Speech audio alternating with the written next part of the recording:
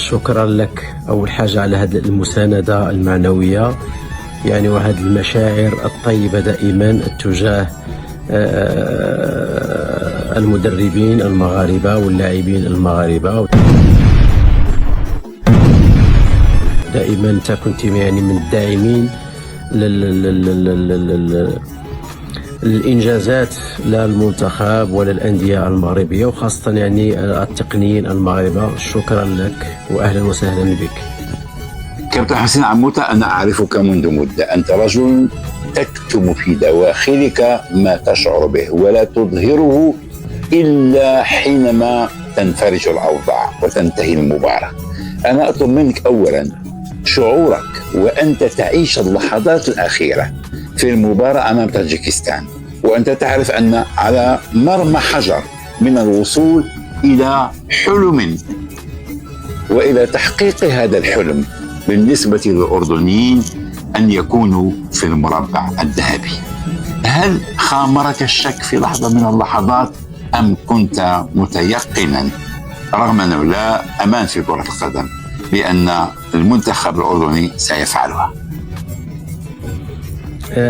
طبعا هو دائما قبيل نهاية المقابلة خاصة يعني المقابلة الأخيرة مقابلة يعني الربع طبعا دائما ما يكون هناك ضغط كبير باعتبار لا الجماهير ولا المدربين ولا اللاعبين الكل ينتظر يعني بأحر يعني من الجمر يعني صافرة يعني النهاية والاطمئنان ربما على التواجد في النصف النهائي. طبعا هذه اللحظات كتكون دائما يعني صعبة، لكن وهذا اللي يمكن الملاحظة اللي هي الأهم هو أنه الحسين عموتة دائما لا يريد أن يفرح يعني من خلال المقابلة، ولكن لماذا للتركيز وإبقاء هذا التركيز خاصة على الدقائق اللي كتكون بعض المرات صعبة، خاصة أنه كثير من الأندية ولا المنتخبات يعني نقولوا يعني ترتمي بعدد كبير وتزج بعدد كبير من اللاعبين الى الامام يعني لانها تتلعب يعني اخر فرصه لها، وبالتالي يجب ان خاصه يعني المدرب يجب ان يركز بالشكل يعني المطلوب حتى يعطي التعليمات الصحيحه حتى ياخذ بعض القرارات خاصه يعني في التغييرات تكون قرارات يعني صائبه، وبالتالي يجب ان يكون هناك هدوء وتركيز.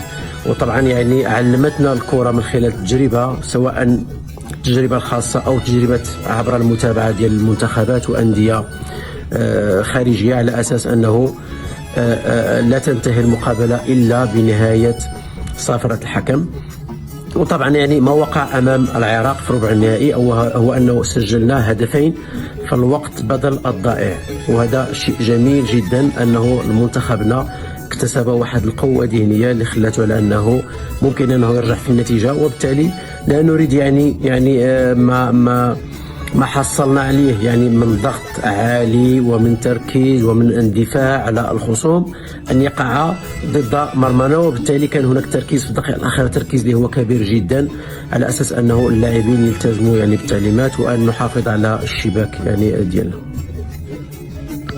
لكل مجتهد نصيب، المدرب ولمنتخب الشام الأردني ذكر نقاط مهمة جدا. فكيبقى عموتة يعني مدرب له شخصية قوية، مدرب اللي كيقدر أنه يعمل من لا شيء، مدرب اللي كيقدر أنه يخلق لك في بعض الأحيان مفاجآت اللي كتكون مفاجآت سارة، لأن القراءات نتاعو دائما ما كتكون صائبة، وكنتمنى له يعني التوفيق أنه يعني في النهائي وصلوا. تألق المدرب الأسطوري حسين عموتة بنجاحاته الملهمة وإرادته الصلبة التي تحدت الصعاب. لم يكن حسين عموتة مجرد مدرب ينشد الانتصارات، بل كان روحا ملهمة تحمل في طياتها رؤية ثاقبة وإصرارا لا يعرف الهزيمة. بينما ينثر الكثيرون الشكوك والتشاؤم، يرفض حسين عموتة الاستسلام ويبني جسرا من الأمل والتفاؤل ليقود به منتخبه نحو قمة النجاح. من خلال لغة الإصرار والتفاؤل ينسج حسين عموتة قصة نجاح لا تقلب الصفحات فحسب، بل تحفر في الذاكرة وتلهم الآخرين لمواجهة تحدياتهم بكل شجاعة وإصرار. يعتبر حسين عموتة أكثر من مجرد مدرب، بل هو قائد يحمل شعلة الأمل والتغيير في عالم كرة القدم.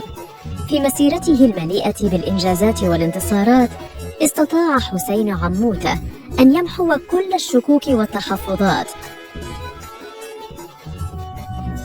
فضلا إذا كنت لست حاسد لا تنسى الإعجاب بهذا الفيديو ومشاركة هذا الفيديو لأننا نعطيكم الإفادة.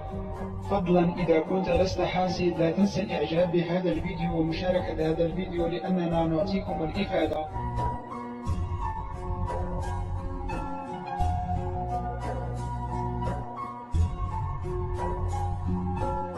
السلام عليكم. إذا كنت لست حاسد اشترك في قناتي واضغط على زر الإعجاب لكي يصلك كل جديد. السلام عليكم. إذا كنت لست حاسد اشترك في قناتي واضغط على زر الإعجاب لكي يصلك كل جديد.